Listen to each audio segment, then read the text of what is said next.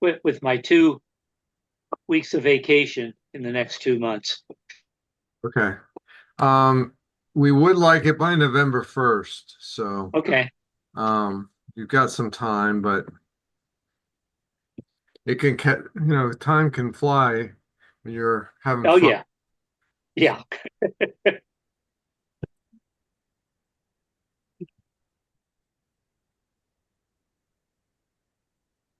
Dan, Hi there. Good to see you how are all. you? Good, good. Good to be seen. I think. Yeah, it is. I'm up in the mountains near Boone, so it's Ah, nice weather up here. How, yeah, how my is it down in South Carolina? not as hot as it has been. That's good. That's Yeah, my good. my golfing buddy this morning, last weekend, he went to Maggie Valley Oh, with a friend of his who happens to own a house up there. And yeah. they played golf up there and did some gambling. And he said it was much cooler up in Maggie Valley. Yeah. Yeah, it's pretty amazing the difference between here and South Carolina, but Yeah, I'm in I'm enjoying it. it's last Friday, both of us just barely made it through our walking 18 holes Friday morning because it Oh was so yeah. hot and humid, and Yeah. we were both overheating. Yeah. Well, has it been rainy down there today? No, at least No. not in It's been Orangeburg. raining here, But Did it? really, Yeah. raining here, and we just got back from a doctor's appointment in Somerville, and it was raining on the way back. So huh.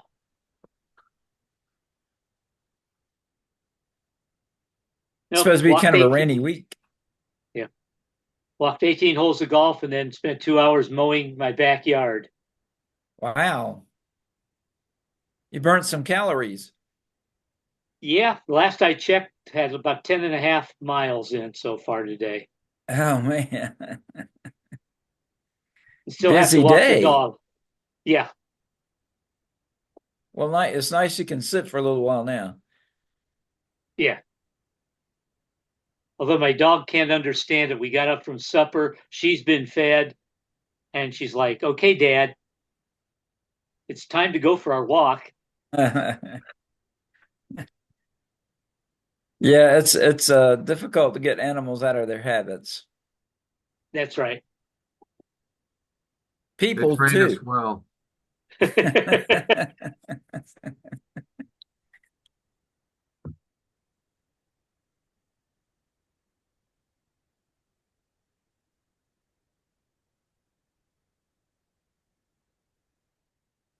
Well, Dan, are you interested in helping with the next book study on September 16th? Yeah, I think I can do that. Let me check my calendar just to make sure. Yep, I can do that. Okay. I can help out. Okay. Maybe Herman would like to work with you. We'll see if he's supposed to be here tonight. I'm Yeah. here. Hey, I'm Herman. here. Hey, Danny. Would Herman, you help me again, Herman? What's that? I said, would you help me again with the Bible study for next week? Or in 16th, September 16th? September 6th. I need to double check my calendar, but let me check. Okay. Okay. I've got to run upstairs. I'll be right back. Okay. But I am good for that.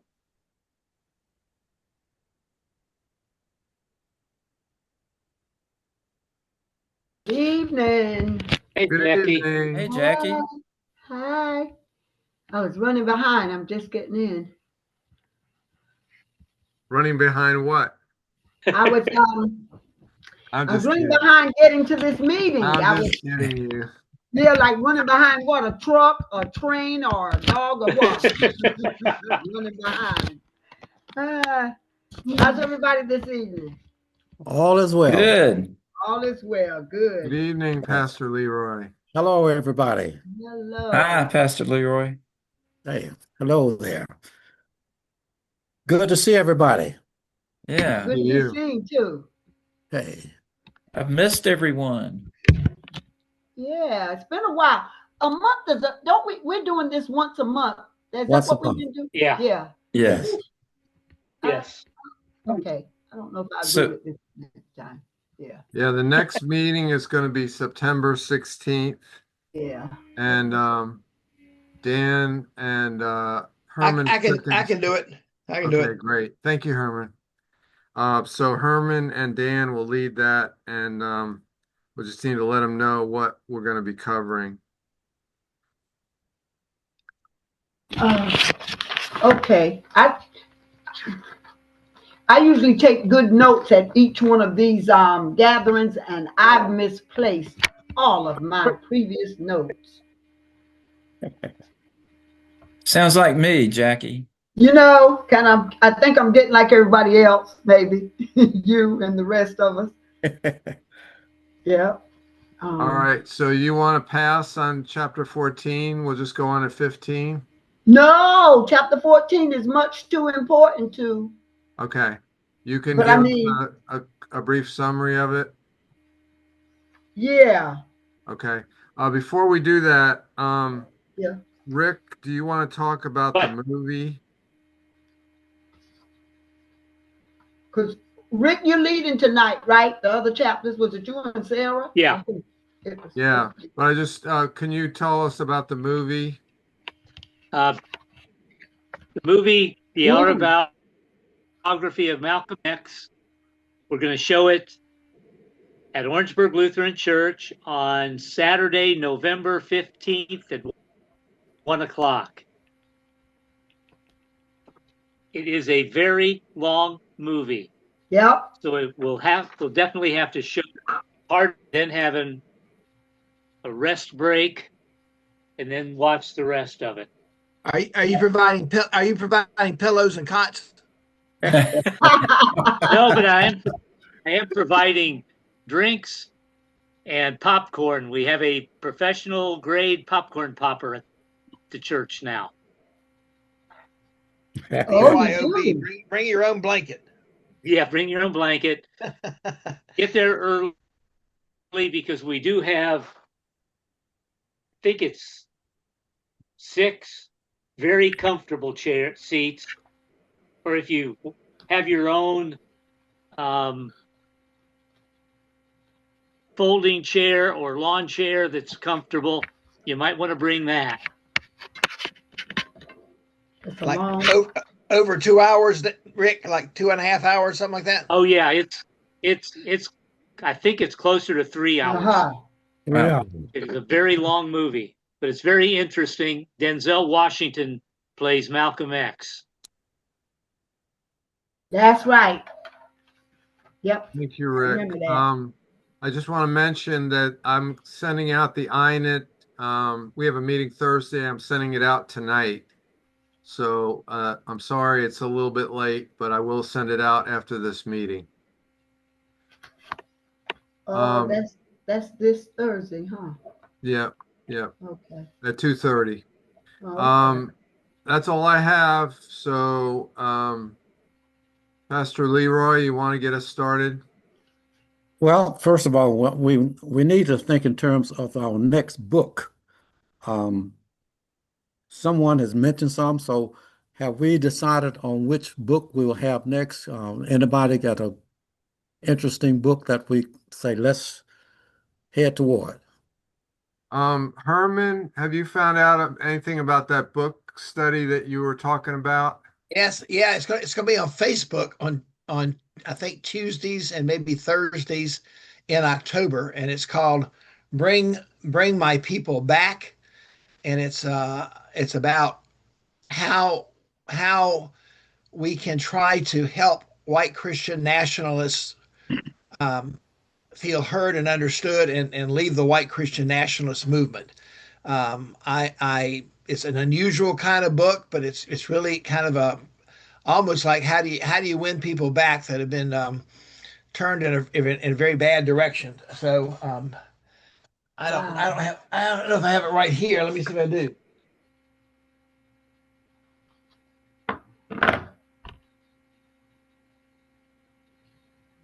I don't see it right now, Um, but yes. I do have it, and it's Bring Your People Back, and Deetta Broom is leading it.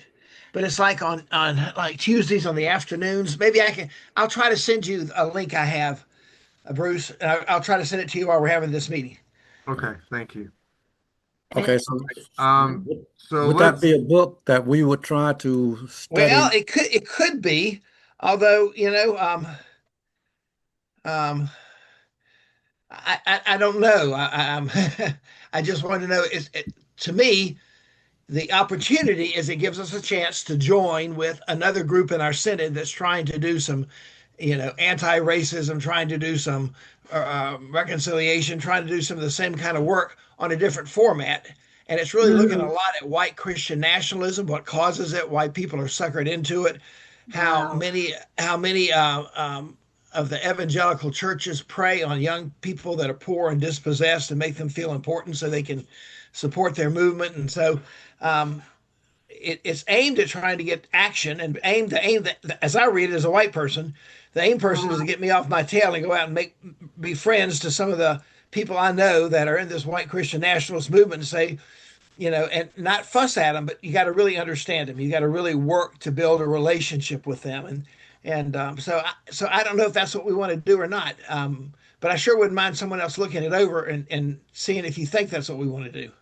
It sounds interesting to me because we've been dealing with race, and it's always been pretty much from the African American. This focuses on white. That's I what I'm promise you. saying. That's what I'm saying. So I don't see where it would hurt for us to, because it's all still about racism and racial harmony and racial whatever. And I'm not very enlightened about white nationalists and how that whole operation works. So it sounds Well, interesting to me. It doesn't use our format. They do it twice a week, and it meets like on FaceTime, like at 3 in the afternoon or 10 in the morning. So we'd have to get used to a whole different format. But sometimes getting shook out of our comfort zones and trying something different could be good for us. That sounds Okay. real good. Can you then, Herman, go ahead and find out the I information, will. and then we'll I try will. to bring it to the group so we can participate at least during those sessions. And in the meantime, Dan brought us a couple of books. So Dan, could you then let us know one of the books that you have so that we could head in that direction, either way, after or during? Yep. It could be. Okay, It could be at the same time. same. Okay. The other thing is, we do hope that we will reach out to others and tell them to please join our group so that if we're going to grow this group, we have to grow it ourselves. So let's make an effort to call in other people. Other than that, we're about ready for prayer. I guess that'll be Rick, and Sarah's supposed to be with Rick at this time, so we all share in. She's out of town. She's out of town. Oh, Sarah's not with us. Okay, but we're with you, Rick. We'll back you up. Okay. Yeah, we got you, Rick. Ready for our prayer.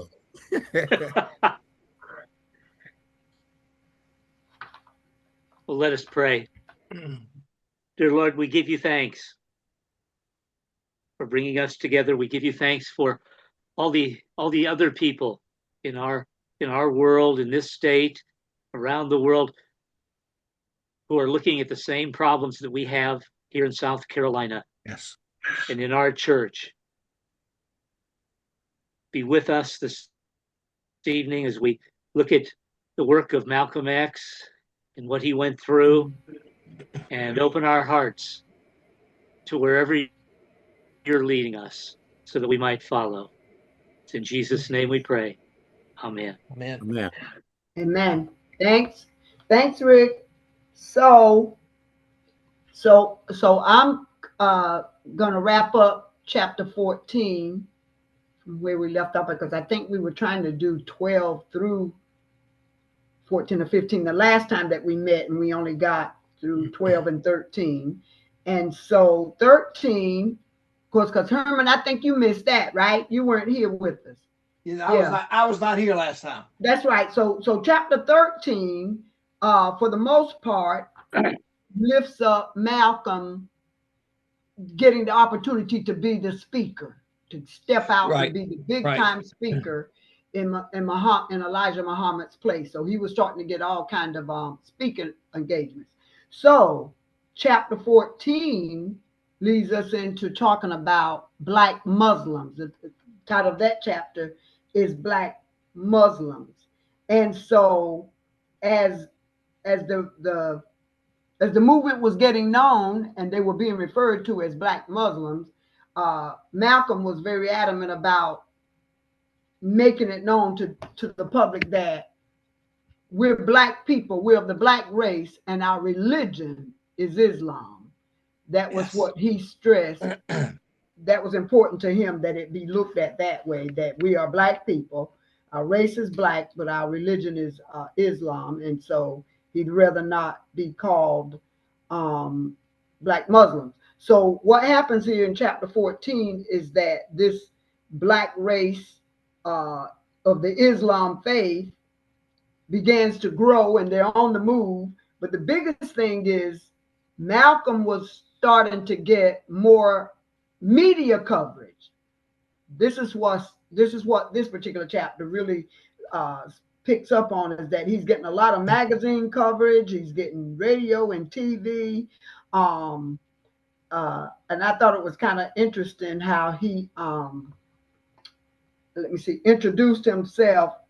No, whenever he would come on as the Nation of Islam, he would be adamant about making known that he was speaking for Elijah Muhammad. Whenever he would make his presentations and speeches, he would say, the Elijah Muhammad teaches, that the words of that the teaching is coming from Elijah Muhammad and everything. So let's see. I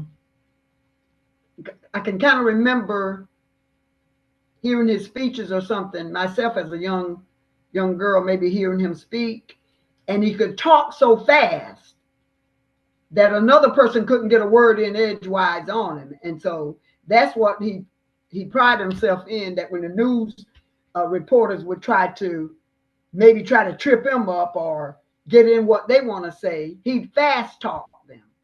He'd fast talk them enough that they couldn't take over. They couldn't take over his conversation. He would always lead the conversation and everything. So the thing that got lifted up in this particular chapter is Malcolm's teaching and stressing on the difference between segregation and separation. And I at one time didn't even think or realize what the difference was. And he says segregation is one's life and liberty. One's life and liberty is controlled and is forced upon. It's being forced upon them by their superiors. Inferiors have this things forced upon them by their superiors. Separation is that which is done voluntarily by two equals for the good of both.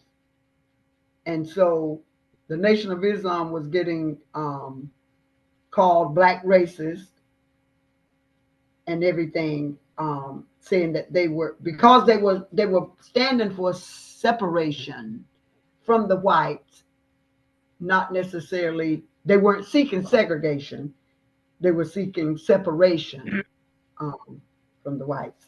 Anybody got any comments on that?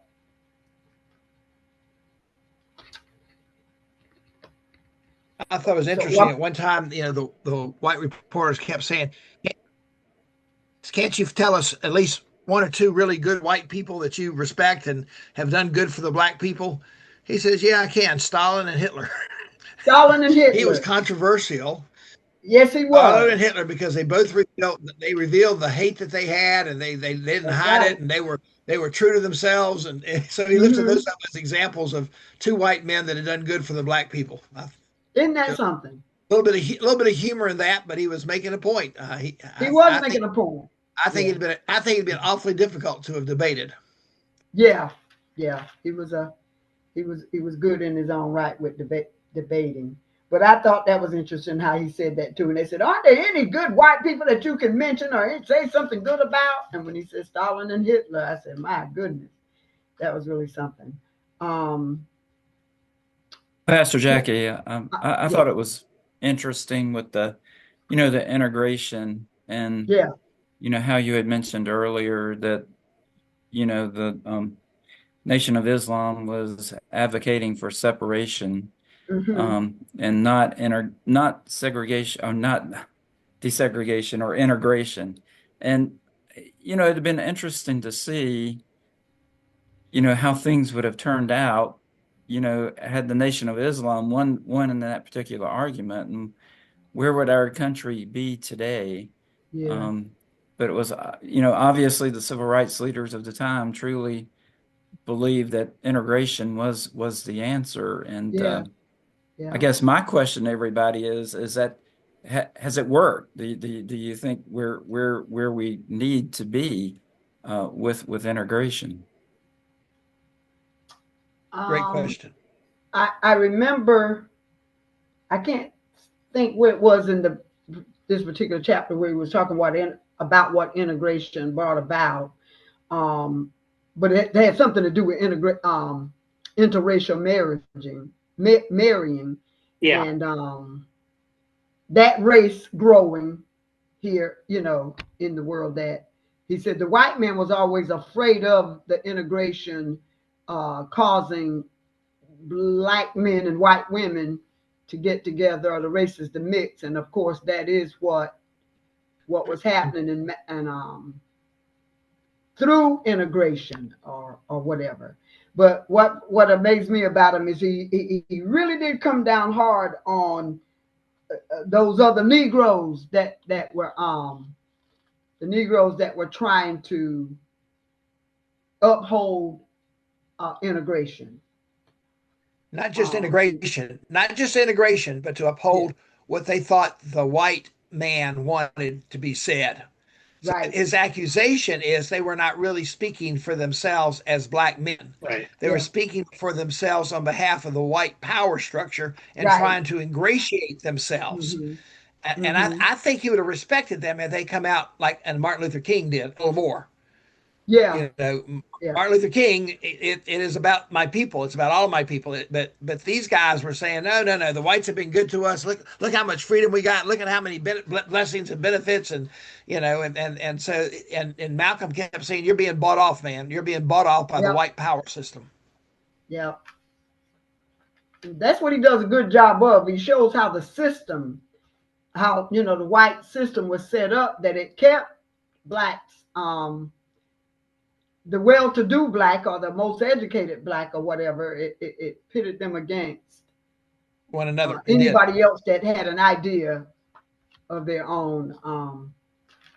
That's what Malcolm. That's mainly what he lifted up. But at the same Danny, time, go what ahead. he was saying here was that you are asking a black man to buy into a white system. Mhm. Yeah, And the white system then will take over and make him join or either keep him down. It was not really there to help the black man, but it was still right. to help the white man. Even those educated blacks were governed by whites, and that's what he brought out. Now, the Yep. thing about it is, when you start thinking in terms of it, we have to say we have to work together. But if we're working together and against ourselves, then he has had a good point. Yeah, because I had it jotted down somewhere, so what page it was on, but I know some of your books, our page numbers are different. But he was trying to say what the black man could not see is that, whereas the white man was saying, okay, uh, let's if you talk against integration, then you're being a black racist. Um, and he was called what is the word, demagogue? I think he Yep. was referred to as a demagogue or whatever, in the negative sense. But he was saying, and here you black people are trying to integrate with the white man, and you're integrated, but yet you got all these, you can't go here, you can't do this, you can't do Yeah. that, you can't be, and yet you're integrated. What sense did that make? Yeah, well, you have Yeah, to understand systemic racism yeah. versus trying to get together as a people. People are hmm silent and they are not saying anything. and Yeah. therefore you integrate with them. But then the system holds the black person back and the people of color back. And Right. if you think about it today, um, It's the same thing. it's the It's the same same. thing. It's the same way. We know that. We do know that. There was a part where in my book is page 247. Uh, Muhammad tried to tell Malcolm to not speak so harshly against the other black leaders, because he would call them black puppets. Uncle Tom, he'd call them out of their names. He'd call them He was like, harsh. yeah, he was harsh. He was harsh. Yes. And so yeah, the professional Negro, he called them. Okay, let's see. I'm still intrigued by Danny's question. I don't want to lose sight of it.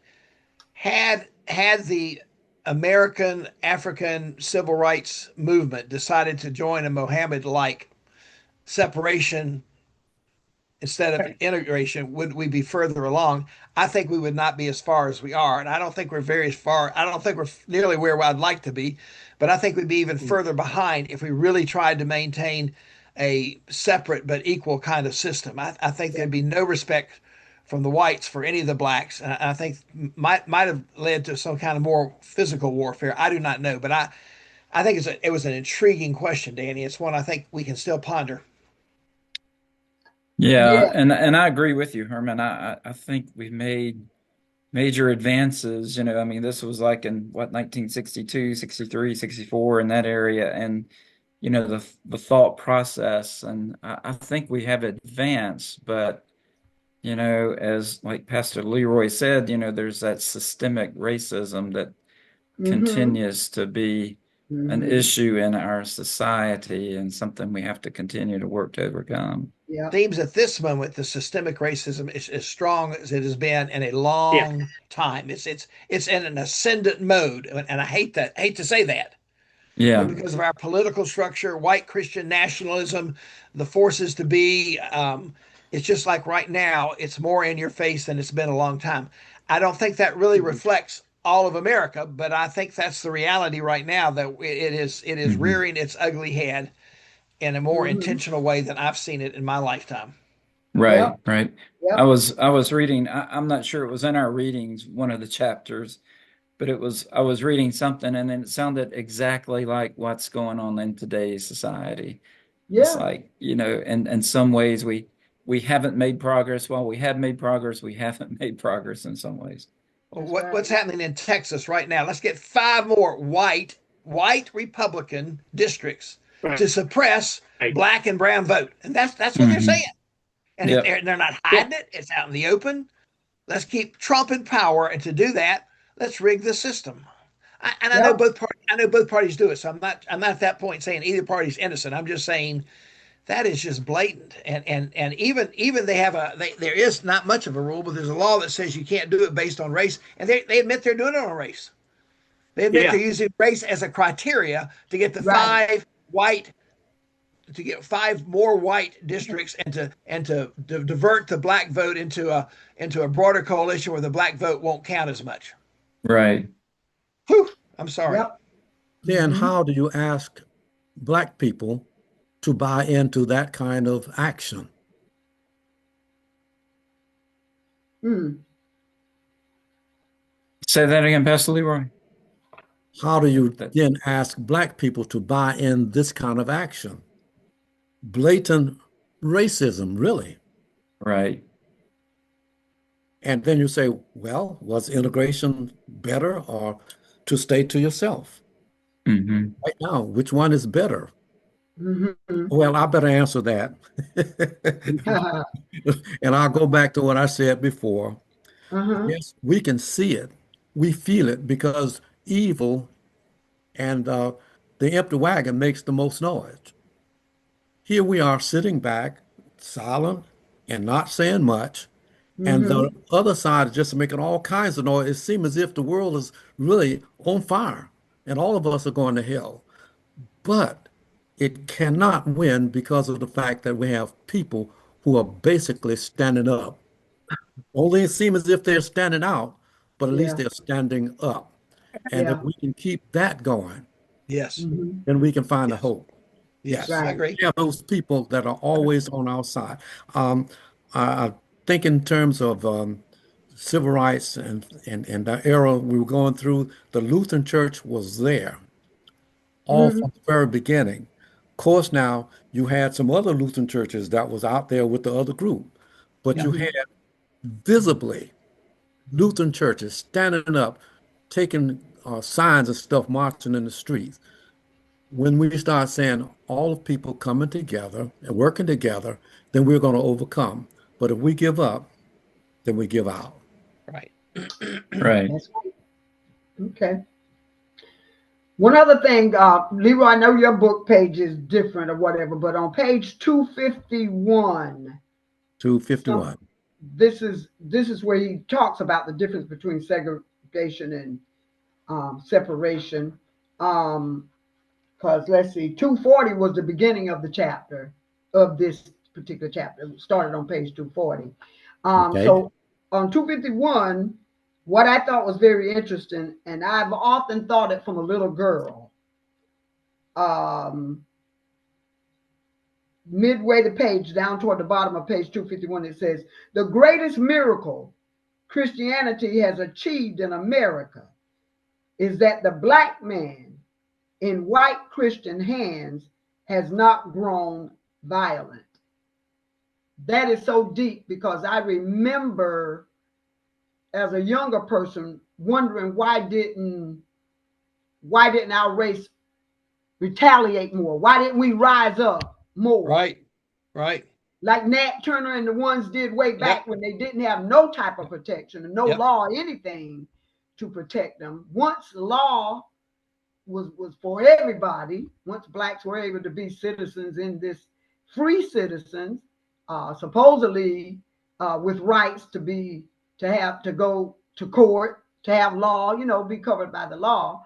I was wondering about that, and when Malcolm would be talking about the rage that he had and the anger that he had toward the white man or the white devils or whatever, I know that there were times that he'd have to be talking about Dr. King, but he wouldn't say his name. And see, Muhammad had him to that point where it's like, don't be calling, the Negro. Right.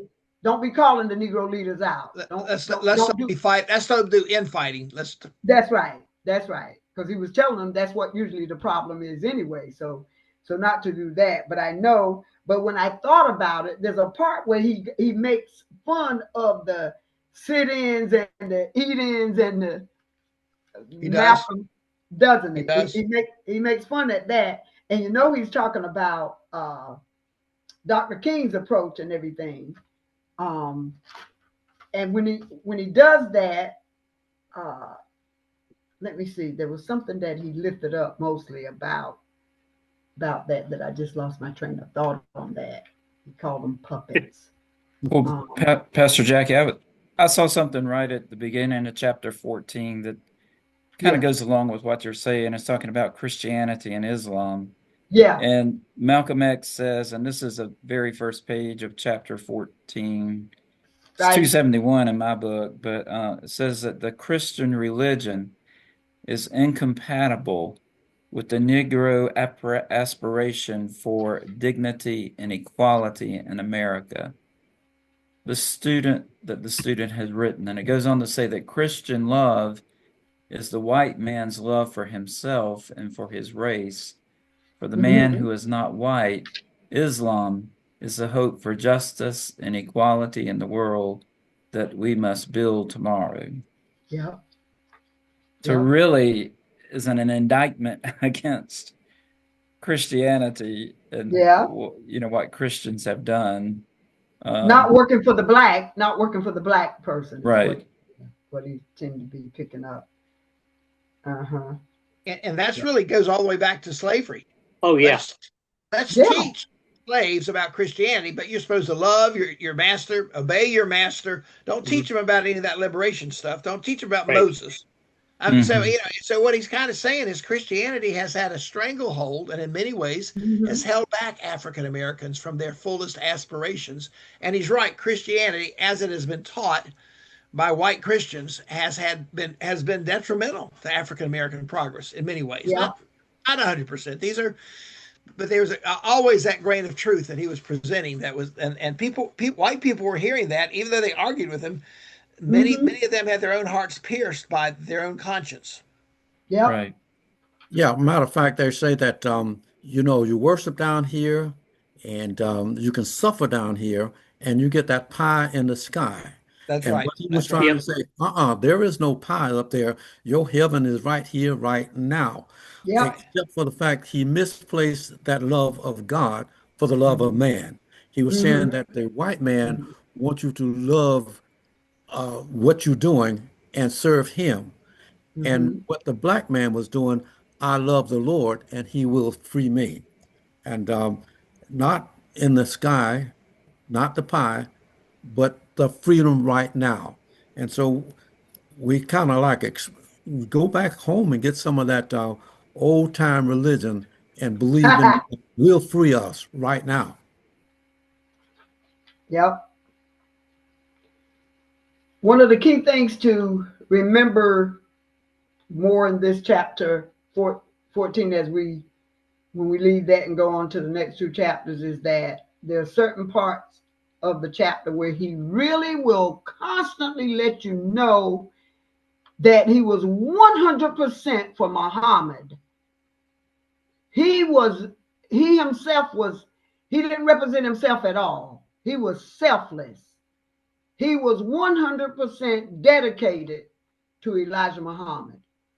And as I completed reading chapter 14, it helped me to clearly see that Muhammad was literally like a god. Idolatry, Yes. literally, they had pretty much kind of made a god out of this man. And Malcolm was so indebted to him for how he pulled him up out of that prison mentality when he was a convict, and all he knew was the streets and hustling. The way Muhammad spoke into his life and gave him a new outlook on life, and then he comes out and he joins into the Islam faith, and his life was so much better than what his past had been. He just felt indebted to this man, Muhammad, and he put him on a pedestal. Am Yep. I right? You're That's right. right. Yep. Right. Yeah. Yeah. Yeah. So, Matter of fact, he was saying if he were not a God, he's next to it. he's Yep. next to God. Yes. Yep. Yep. So anyway, this 14th chapter, what else did we get from this? There was one little thing on my page 263 that I thought was interesting, where he comments about, the FBI trying to had infiltrated the civil rights movement, Yeah. but it could not infiltrate Black Muslims because of the strict rules that they had to become a Muslim, a Yep. Black Muslim, Yeah. Yeah. and that the federal agents couldn't get through that. I thought that was interesting, and I think later on we're going to see a lot more of the rules and regulations and the kind of the lifestyle that Islam demands. Yeah, because they were moral. They were big on That morality. Yeah. yes, Yeah. yeah, and that I think that was later on as when we get into later chapters, Yeah. as Malcolm starts seeing the problems with Elijah Muhammad, Yeah. adheres to the strict morality of the Yeah. faith of Islam. Mm-hmm. Can I interrupt for a second? Yes, please. Herman sent me the information on this book study. It's going to be on Tuesdays at 2 to 3 p.m. and 7 to 8 p.m. You can choose. And it's going to be Tuesday, October 7th and 14th and then November 4th and 11th. Yeah. So that Okay. means we could have a regular meeting At on 7 o'clock. October 21st. Oh, I see. I'll Or repeat those dates again. These are all Tuesdays, October 7th and 14th, and then November 4th and 11th. And you got afternoon time and evening time, 2 to 3, and Yeah, then 7 to either. 8. And it's an I either wonder- or. Yes. Okay. it's the same program. She's doing it on Facebook instead of Zoom. It's Yeah. a Facebook program. I'm wondering if it might be helpful to us to try to keep some cohesion with our group, is to say we'll try to make the 7 o'clock showing on the 7th and the 14th. And if you can't, then obviously go to another one. And it's on Bring Your People Back is the name of it. I'm wondering if you like that idea. I kind of like seeing you guys and hearing how you respond to this material. But and that may mean that we keep the 21st as a regular time, or it may mean this becomes our October, November book study, and we'll pick a new book at the first of the year, one of the ones that Danny's thought about. Yeah. I'm not pushing that. I'm just throwing it out there as a suggestion. Partly because one of the things we've been saying is we want to get more people involved. Well, here's another group, Right. and Yeah. I don't know, she's probably not going to have a whole lot more luck than we've had. But if we Right. support her, we might Then get her we'll supporting grow. us, Might and support we might us, build yeah. some relationships across the Synod. Yeah, we could grow together. Yeah. I think that's what that would do. It leads to an advancement of a. It'd be worth a try. Now, if she didn't get anybody more than we got, then we're in the same boat. But at least it'd be something to try. And I want to commend Sister Dieta. I don't know her real well, but I want to commend her for sticking her neck out there, because this is a meaty book. This is and it's got some language in it. It's it probably will offend some people, but Yeah. but I think she's really trying to tackle this white Christian nationalism head on. Yeah. And in South Carolina, I think white Christian nationalism is still a very strong movement. Mm-hmm. Absolutely. And in the United States. And definitely in the United States. Definitely in the United States. I think we should go for it. Yeah. Yeah. Yes.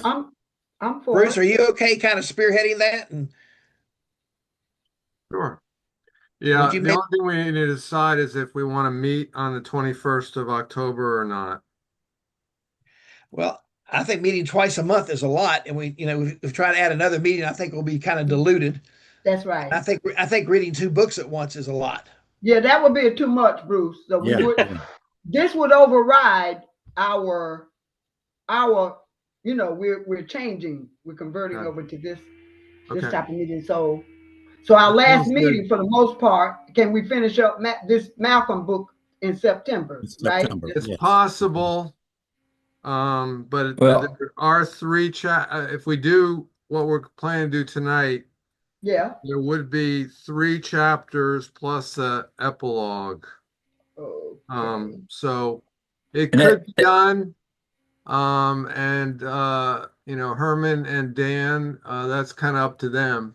If we can't Okay. finish it, we could still have another meeting Just to in finish the it. future to finish Okay. it up. Yeah. I Okay, so think Dan and there- I would be willing to try to speed our chapters up. Would you? I'd be willing, Dan. Yeah. Would you? Oh, absolutely. I've actually read ahead, and there's so much good information in there, but I think we could do it. Yeah. Yeah. Well, okay. That being said, is there anything else in 14 that anybody wanted to lift up as we? Well, I did. Did y'all read about the Muslims would conduct the addicts through the Muslim 6-point therapeutic process? Yeah. Do y'all recall that? I thought that Yes. was really interesting. That was. that's how they It was. reached out and were Oh, helping people to overcome, difficulties. And I thought, wow, that's a way to Yeah. pull people into the faith. I remember Malcolm making the point that Islam was more the best person that was drawn to that religion were convicts, ex-convicts, people who had you know what I'm saying? They had been criminals. Yeah. or what have you.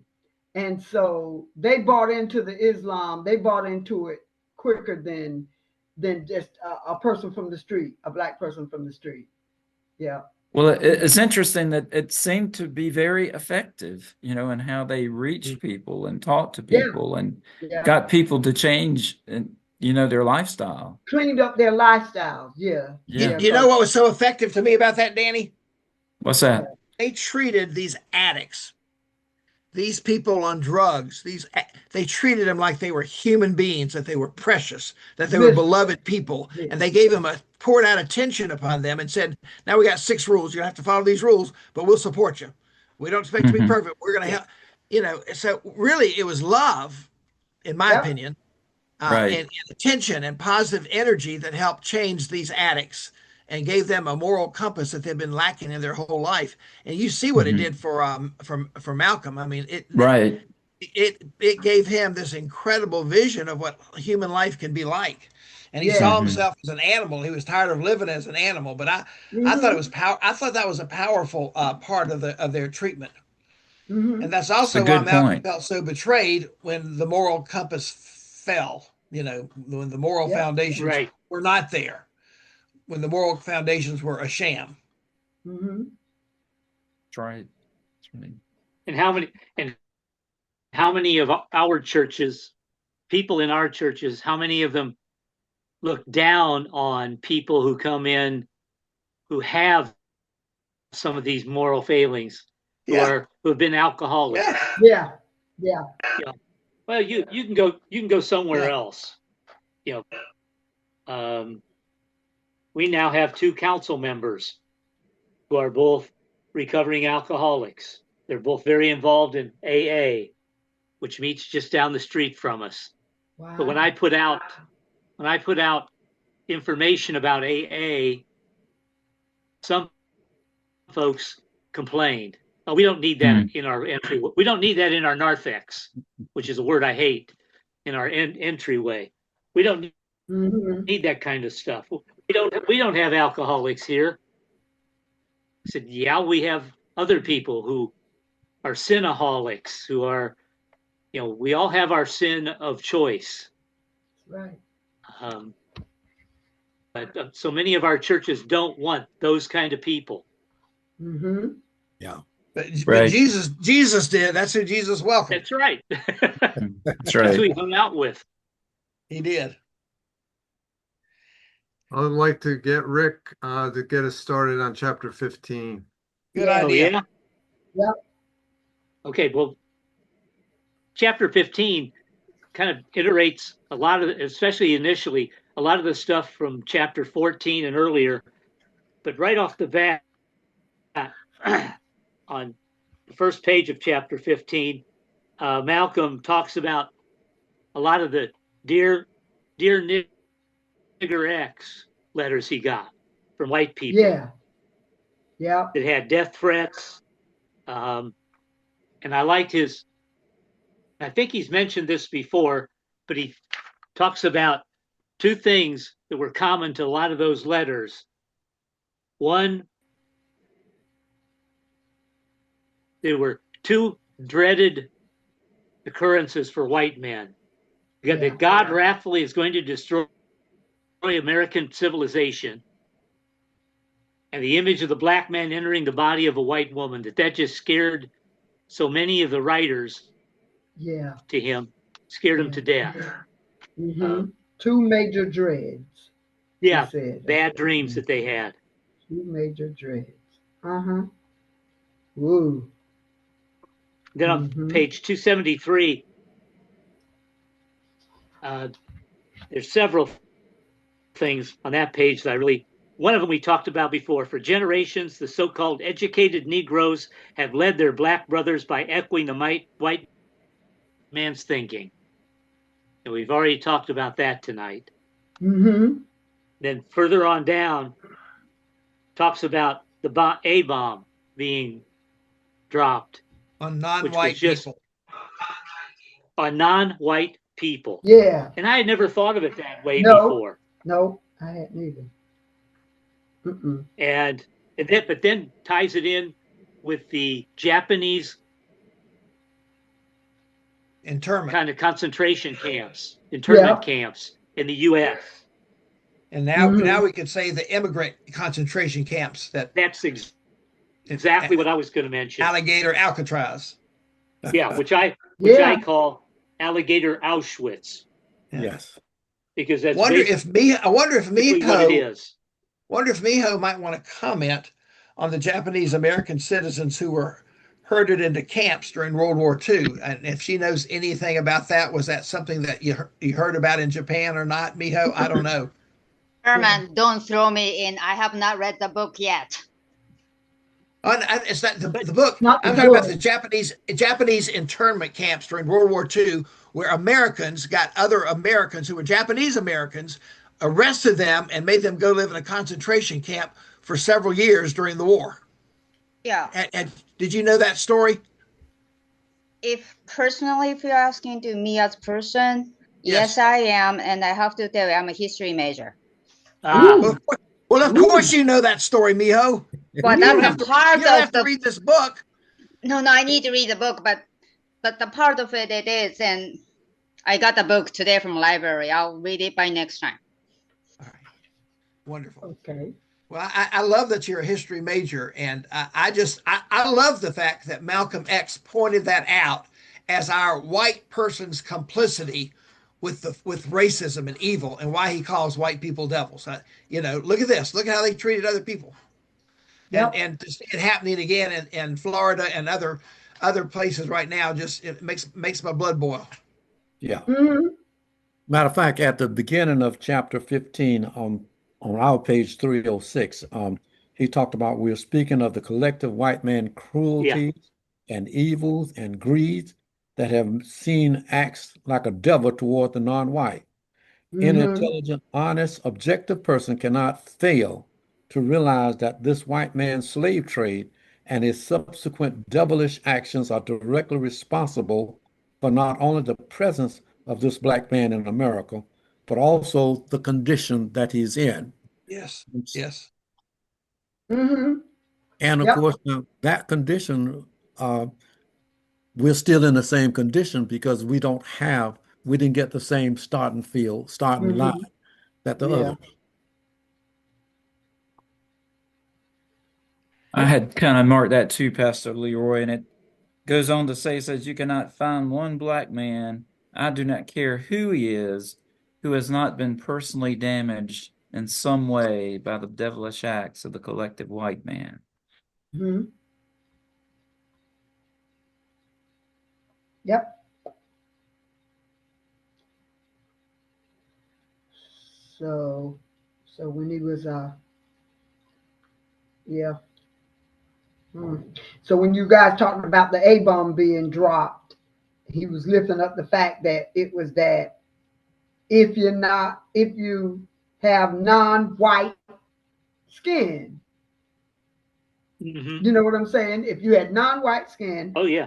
on page 273, for those of us that historically down toward the bottom, he says the non-white complexion has evoked and exposed the devil in the very nature of the white man.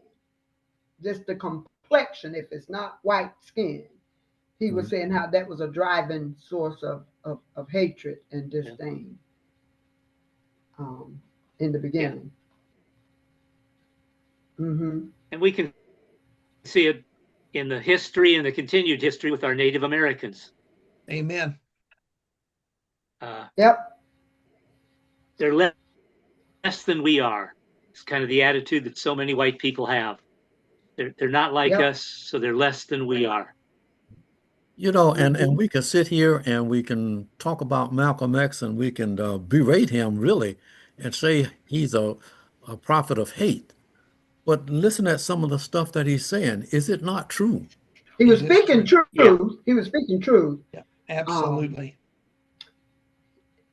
Muhammad had drilled in him this negativism, so much so of negative speech. He's speaking the truth, but in a negative nature. That was what he was, because he was saying how lots of times he would get angry and he wanted to sound as angry as he could when he was making a point or when he was expressing himself. Yeah, but we have white supremacy now, Uh-huh. blast. What are we supposed to do? Just stand back and praise it or speak against it? And if you speak against it, are you condemned?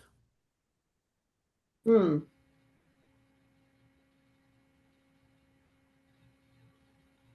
We're not condemned. We must speak against it and keep moving forward. Yep. Yeah.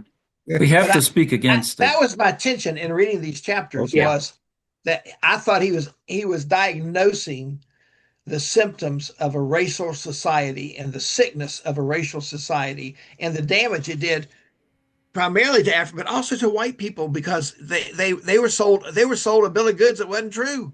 That's right.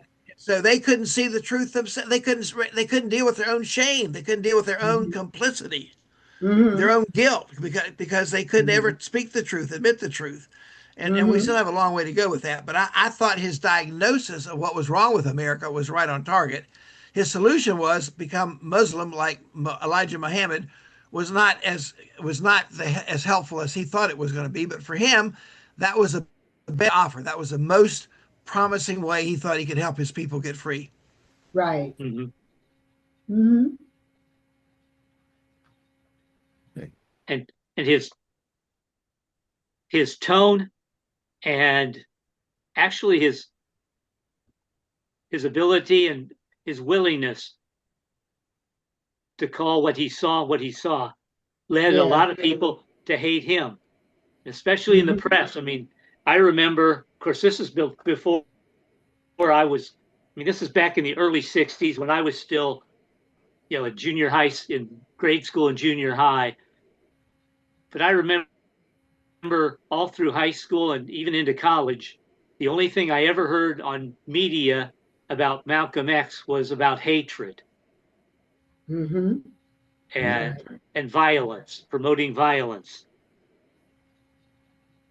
And in fact, on page 274, he says, I had not intended to stray off. I had been telling how it was in 1963. I was trying to cope with the white newspaper, radio, and television reporters who were determined to defeat Mr. Muhammad's teachings.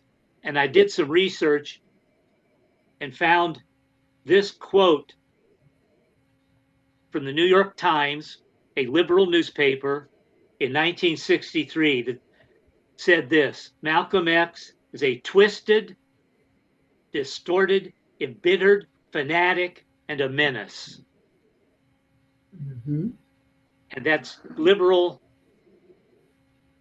news in 1963 about Malcolm X. He was getting attention. He was. But it was all negative attention. And it wasn't completely because he was negative. It's because Later though, the switch happened. He began to get attention because white people started listening to him and were actually attracted by many of the things he said and saw truth in what he had to say. So it started out as everybody trying to hammer him down and defeat him, and they couldn't. And later he became a mirror. He held up a mirror, and many white people said, "This man is speaking truth." This is, because I forgot where it was exactly. I believe it was in this chapter where he talked about how interesting he began to enjoy going to speak at colleges. Right. And in institutions of education, because those were where the people were that just really, grabbed on to what he was saying. They could hear it's as though they could hear the truth in what he was saying. And he enjoyed going to colleges and places like that to speak because of the way they would respond to him. Not only that, although they say that he was preaching hate, but every time you look around, he was invited to the Ivy League colleges. He was invited out of country, all around, everywhere. So people were listening to him and digesting what he was saying. Except in the Deep South. It says I was interested to see if he ever spoke at any of the historically black colleges and universities in the Nope. South during this time, and he didn't. No, he didn't. He made one appearance. He made one appearance in South Carolina on April 17th, 1963, and the only place they would let him speak was at a small mosque in Columbia, Is where that 70 right? people showed up to hear him. Okay. Yeah. He did say that growing up in the North, he didn't. He said, the only thing I can say about Southerners, at least they're honest about their hatred." Yeah. Yeah. And that He said, reminded Where they're me. coming from. unlike the liberals in the Yeah, North as who pretended they didn't hate but hated That's anyway. right. At least That's white right. Southerners were up front and would And that glare at you, remind- show you their contempt. And it's interesting you Yeah. would point that out, Herman, because when I lived in back in the 1980s, whatever, and I lived in Connecticut, and I would get into arguments sometime with a white Northerner that was showing racism toward me or something, but they were sneaky with it.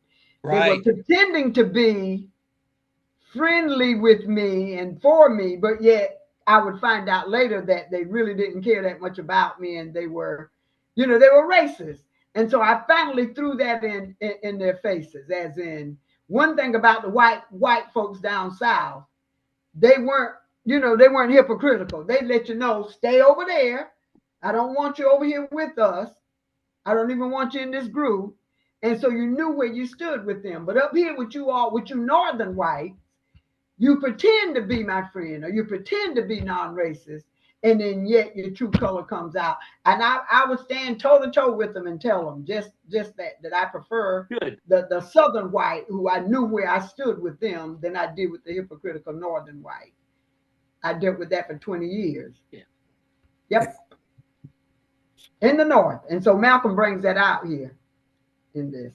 And it was funny when I had been in Georgia for 3.5 years in Swainsboro, Georgia, as quality manager, and one of my good friends from Illinois. In the meantime, Lawn Boy, whom I'd worked for in Illinois, had moved to northern Mississippi, to Oxford and Sardis, Mississippi.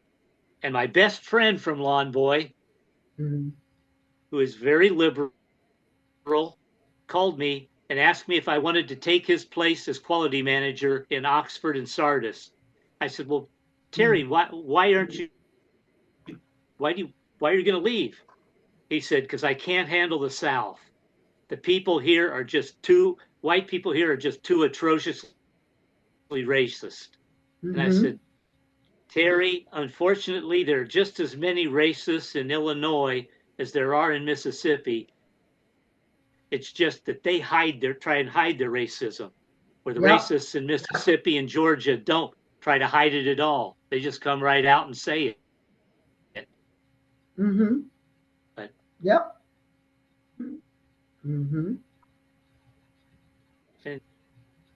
Rick, as we move on, before we go, there's on page 277 where he was talking about the difference between the white Southerner and the northern white.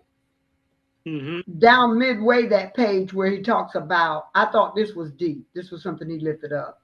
He said, actually, America's most dangerous and threatening black man is the one who has been kept sealed up by the northerner in the black ghettos. And he's gonna lift that up more in the 15th chapter too. The northern white power structure system to keep talking democracy while keeping the black man out of sight somewhere around the corner. He lifts that up later on about the ghetto. Yeah. Yep. The most dangerous. Thank you. He said the hustler is going to be the most dangerous. Okay. And we talked a little bit earlier tonight about the white Southern man can't have integration because it brings up the specter of intermarriage. And he talks about that on page 282. Mm-hmm. And it says, White Negroes. Can't have integration without intermarrying increasing. And that, I was very curious about that, and I couldn't find any statistics on interracial marriage earlier than 1980. Mm. But in 1980, 7% of all marriages in America were interracial. In 1990, it was 9%. Ah. In 2000, it was 16%. So it almost doubled. Yeah. Wow. By 2010, it was up to 26% of all marriages in America were interracial. Wow. In 2010. So just getting a little bit of integration fulfilled the dark of the segregationist white man. Right. Or fear. Mm-hmm. And in fact, I remember my first church in Chester, South Carolina. We had an interracial couple, and their children moved to Chester, and they were Lutheran. So they came to the church, and they became members. Mm-hmm. And we had a family, husband and wife, who were in their early 40s, and they had a 10-year-old little boy. And they left the church because he said, it's wrong. It's biblically wrong. We were taught in our Methodist churches growing up here that it is a sin for white people and black people to marry. Wow. And unfortunately, I was fairly close to the little boy. Yeah. I used to go to all his baseball games. And after they left the church, I went to one of his baseball games, and he looked at me like I was Satan himself and ran away. Wow. Because of what his parents had been saying to him about me. So, and this was in the 1990s. Wow. In the 90s. Wow. In the 90s. In South Carolina. Mm. In the 90s. Yeah. Wow. Then of course he gets into the March on Washington, which he calls what? The farce. Yeah, the farce on Washington. The farce. He was not a fan of it. Yeah, he was not a fan of that. I was not as aware of how many whites had jumped on board that. So that historically, I just knew there was a Black March on Washington, and I thought it was somewhat successful. But he really lampooned it and said, it just became a kind of a show and a show of force, and white people saying, look, we walk with blacks. We got no racial problem. We're doing fine. Yeah, that's right. And I wondered if some of you could set the record straight. Is that how you remember it, Leroy? How did you see it? I heard about what you just said. Yep. Yeah. I was so thrilled about the numbers going to Washington to stand for our rights. And therefore, in spite of the negative, you saw more good in it. But when reading this, my goodness, you see what kind of influence the whites had on the march, which was dumbed it down. It did dumb it down. It did. It took away its power. Yeah. The whites watered down its power by saying, woo-hoo, we're white liberals. Look, we're right beside you, when they really were only making a show. Sure did. I heard that. But then, of course, coming from his side, he would see it that way. But coming from the average black man's side, you know, just in America, this was something that we could say, look, there was $1 million march on Washington. Yes. Something that we could be proud of. Yes, good. Thank you. That helps me see a lot more balance. I don't think I was aware enough to really have seen the nuance or to understand it. Well, let me just tell you what that Million Man March did.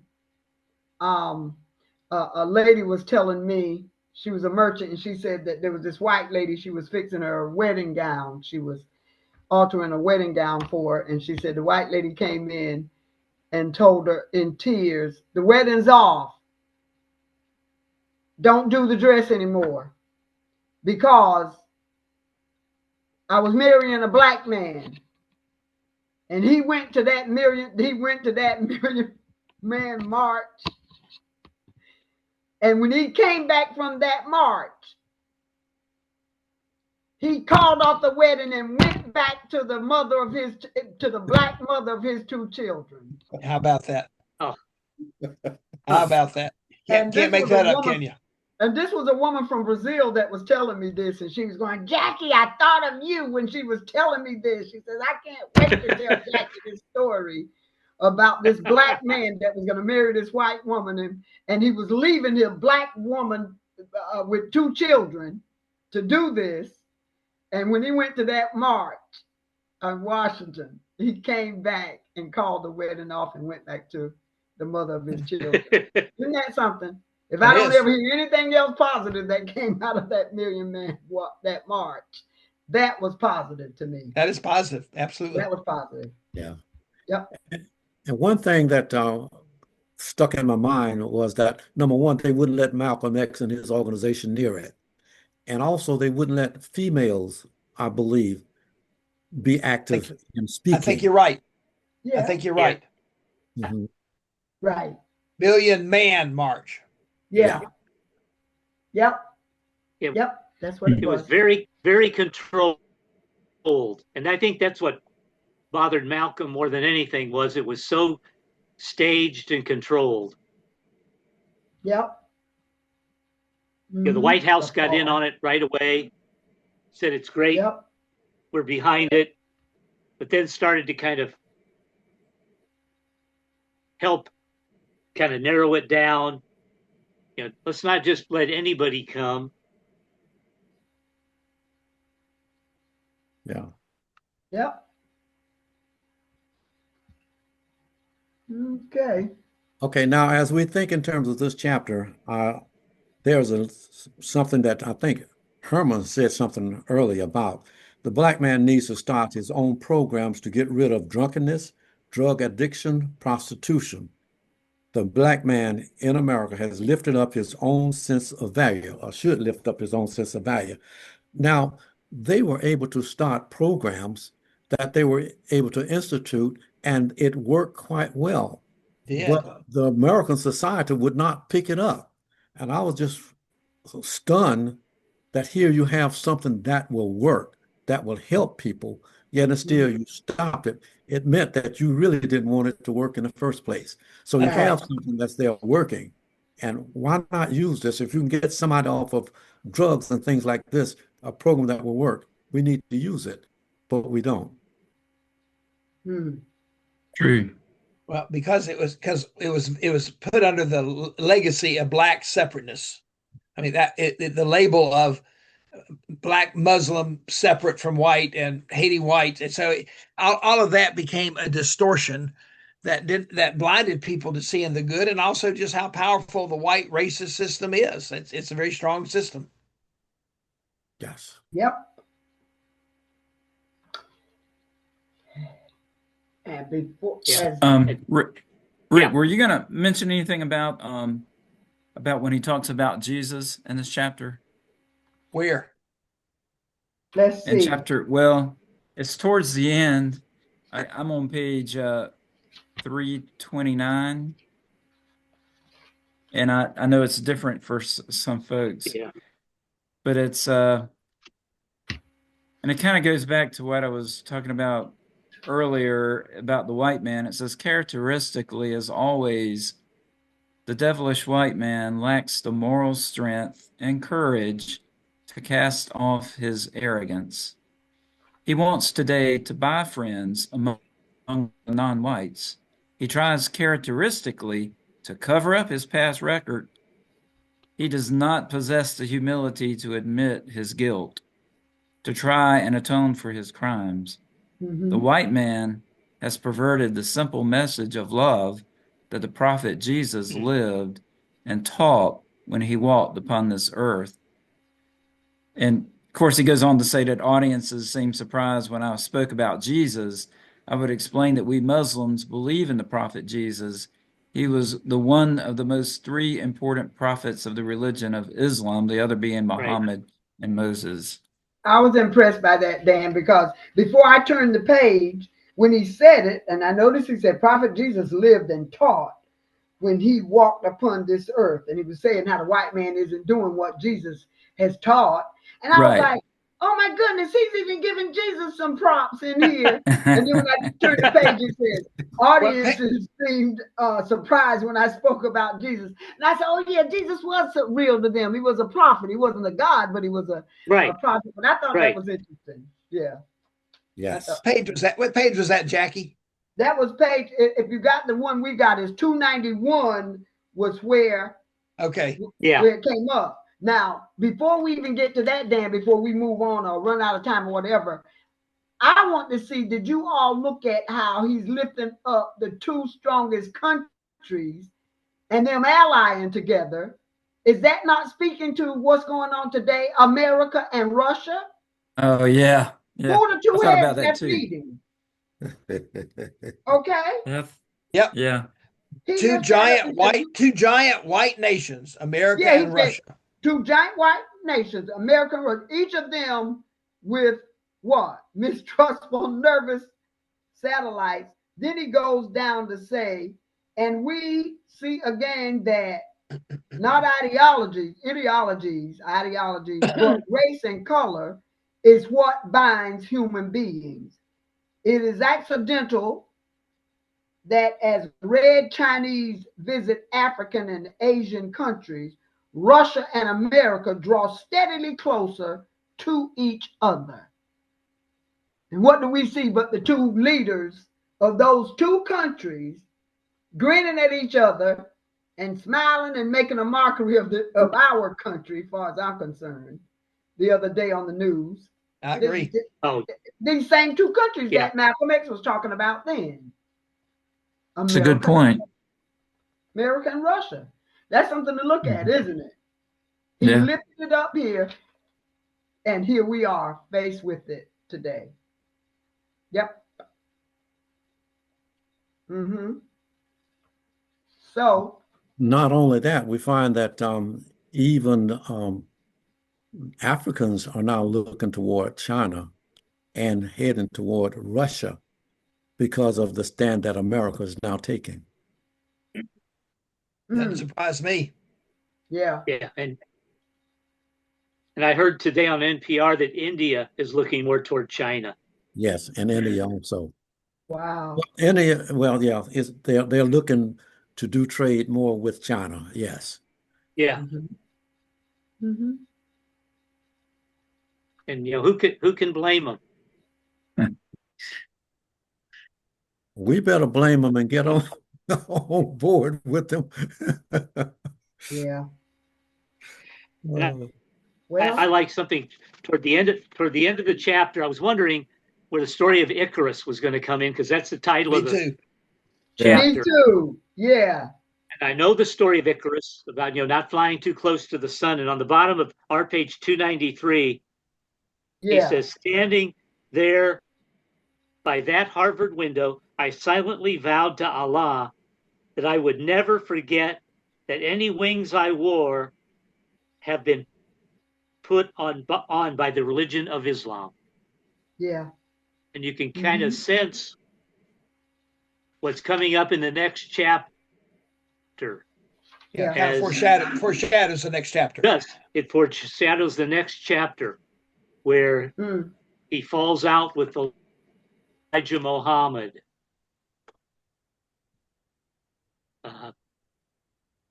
And his emphasis turns then toward Islam more than to Elijah Muhammad. Yeah. And what he teaches. And it began to say, I welcome all blacks of all faiths to come under one umbrella. I mean, he began to preach a more inclusive love, a more inclusive care. That's right. Yeah. But he had to hit rock bottom. He had to have his he had to have his devotion to Muhammad just shattered, and that was a painful painful. chapter to read, because Yeah, you that Oh, was yeah. understood how hard he fell. Yeah. Yeah.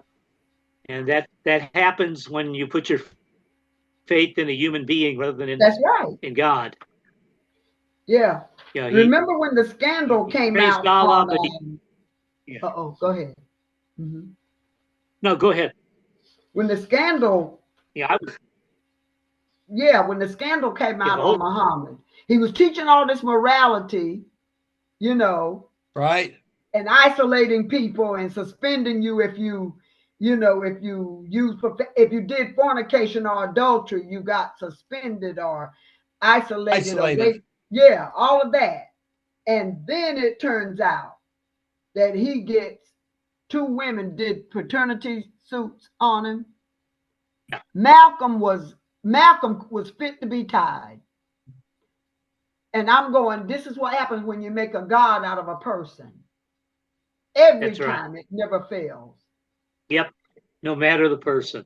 No matter the person, you make a God out of them, and they allow you to let them be God. This is what happens every time. Mm-hmm. Now this is a lesson also. Yes, he thought he was a God. He failed him, but he turned around and started making what? Excuses for him. That's what he tried to do. This is what we do in our society. We see the problem, then we start making what? Excuses. And what he was doing was he was trying to make the biblical text, the Quran or whatever, the scriptural text, speak to, things happen. This is what happened. It happened in the Bible, and but they were Elijah Muhammad was fulfilling prophecy. Basically what they were saying as the excuse. That just stunned me. Yeah, stunned me completely. He had to sin in these ways to fulfill prophecy. Yes. Come on now. Come on. Wait a minute. On page 305, talking about I'm David. He said, when you read about how David took another man's wife, I'm that David. You read about Noah who got drunk. That's me. You read about Lot who went and laid up with his own daughters. I have to fulfill all of those things. And as brilliant as Malcolm X was, because God knows he was a smart somebody, he fell for that. Oh, yeah.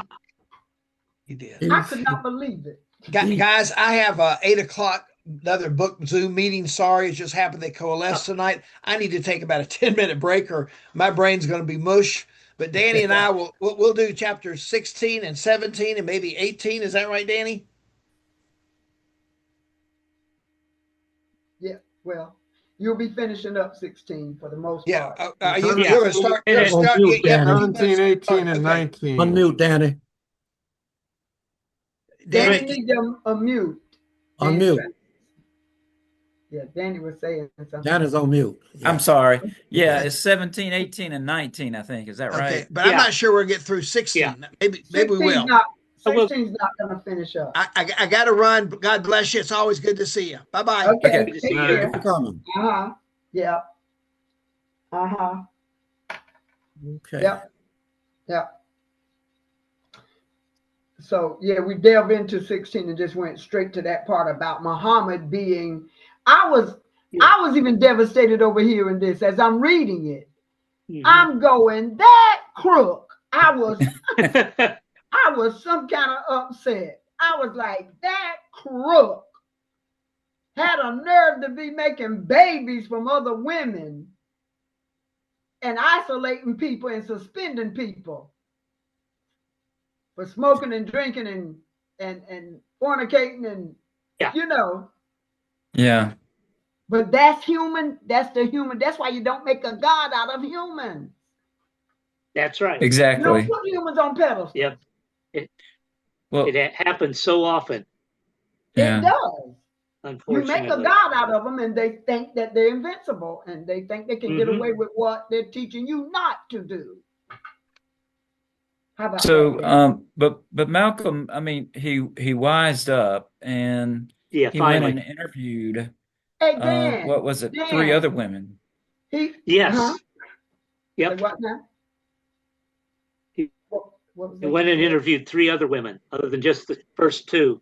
Yeah, Yeah. yeah. The former secretaries, and he found out exactly what was going on. So he had the courage to wise up. And I mean, you think about that. You make someone like your God, and then Mhm. to understand, what's going on, that that God is not God and is a Mhm. very bad person.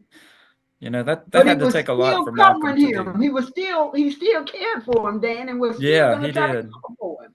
And it Yeah. wasn't Yeah. until so now what happened in this chapter 16? I forgot where that was, but it's when It's Kennedy got assassinated. Yeah. right. Yes. And And he had told And- Matt, he had kind of silenced Malcolm. He didn't want him to because make he any said the press chickens came home to statements. roost. Yeah. Yeah, and that's what he said. Yeah. And that was enough for Elijah Muhammad to just completely silence him Yeah. for 6 months. Yeah. But then I think Malcolm then is starting to wise up. he began to Yeah, plan he his knows death. it wasn't just going to be 6 months.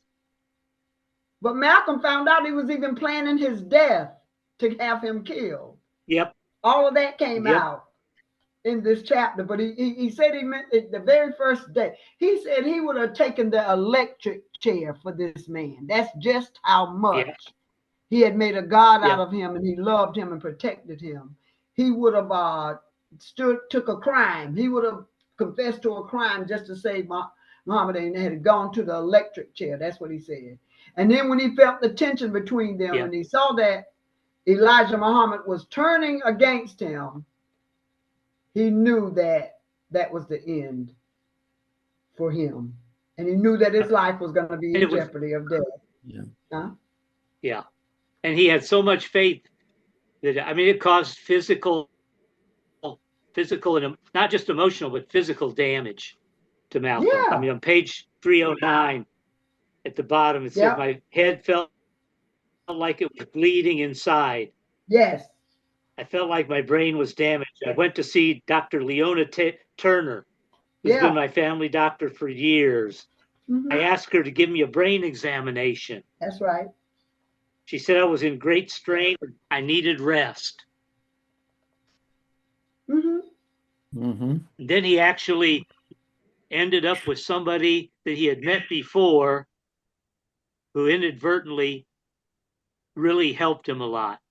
Cassius Clay. That's right. Cassius Clay. Who was getting ready, training for his first fight with Liston. Yep. And was training in Miami and invited Malcolm, his wife, and their children to come down and stay down there. Yep. And I felt like that was kind of a turning point. It was for Malcolm. Yep. Mm-hmm. Because see, the Muslim, he said that Elijah taught against them having anything to do with sports. That no Muslims had anything to do with any sports. He said they were taught again, they were instructed to be against any forms of sport. Yep. It was also he actually. Go ahead. Go ahead. With Cassius Clay, he really couldn't really associate with him because Cassius Clay stayed with Muhammad Ali.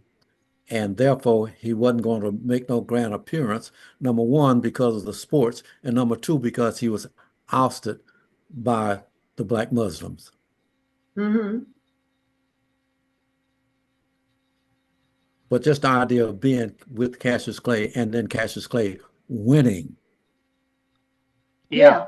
After, and in the book at least, he told Clay that Allah would make him win the fight. That's right. And I really didn't like the way that he said this was Christianity against Islam.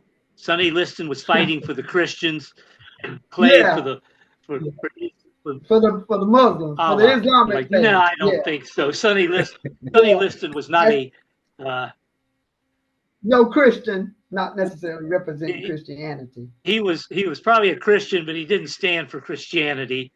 But I had never heard about the aftermath of the fight that Floyd Patterson, who is an avid Christian, wanted to come out of retirement to fight against Clay because he didn't feel like the heavyweight champion of the world should be Muslim.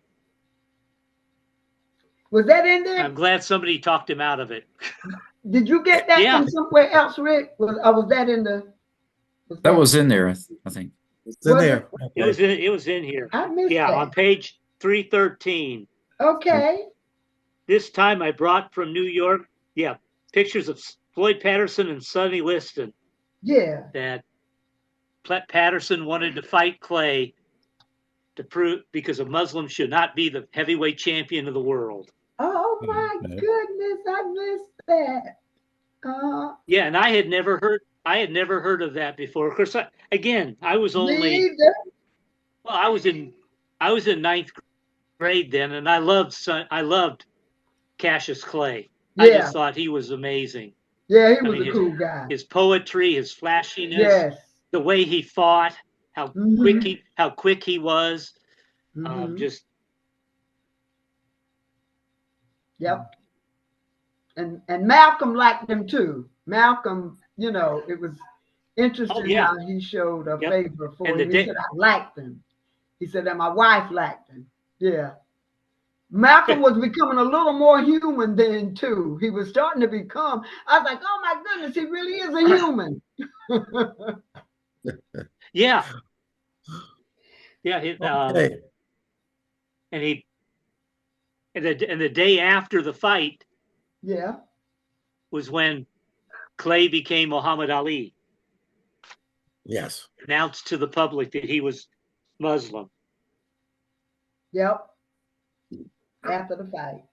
Okay, we're coming close to 7:59, Rick. If you start wrapping it up here, and then of course, if anybody has anything to say. I will finish.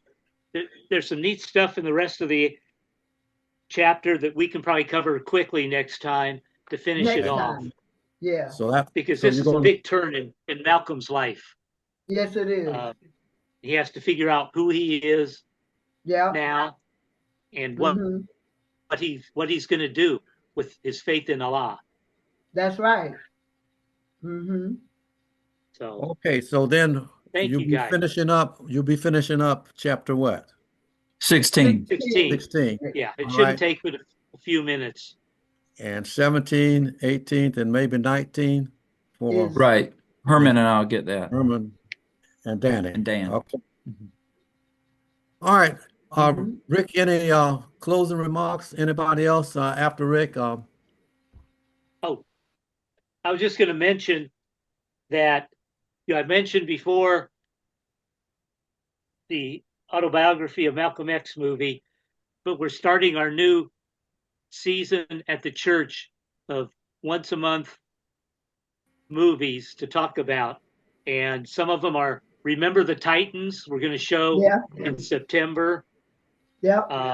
Boy Erased in October. In December, it'll be the 688. Oh, hey. About the black women's unit in World War II. In February of next year, we're going to show Prisoner by Choice, the Frankie Sanz story. And then in March, the Cherokee Word for Water, which is a documentary. So you do a movie per month? Is that how you do? We do a movie every month. The second Thursday of every month, we have a movie on Thursday evening to talk about. And some of them can you send that list to us, Rick? Some of them are just for fun. Sure. Yeah, because one of them, like November, is just strictly a fun one. Oh, brother, where art thou? Oh, okay. Just a fun movie. I love that movie.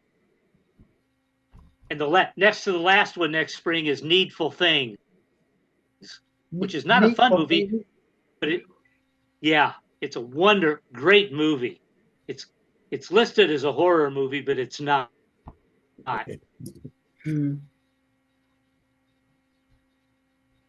Okay. All right. Well, thank you, Rick. And let's see. Dana, anything? No, I've enjoyed the conversation, and it's a great book. I'm so glad we're reading it. This is a good book. Yeah. Jackie? Very educational to us. This is very educational. And just let me see just how he was a brilliant man. And from the start that he had, dropping out of school, being a hustler, being in the street, being the cutthroat that he was, he got to see the transformation that Allah did in his life. And he, all that reading and everything that he did, he was a smart man. He really was. He really was intelligent. Yeah, he's a gifted man. And I learned quite a bit. I've learned quite a bit about life in general, about the races and everything. Some things that he shared in this book that have opened my eyes to some things that I hadn't noticed before. Miho, I see that she's on mute. She's muted and not seeing anything. So Miho, anything? And not hearing from her? Okay, well, I want to thank you all. And of course, let's continue with 17, 18, 19 the next time. And Rick, we're ready to pray us out. Okay. Let us Unless pray. you want somebody else to. Okay, go ahead. Yeah. Dear Heavenly Father, we thank you for being with us tonight, for opening our hearts and our minds to your presence, and to the life of Malcolm X.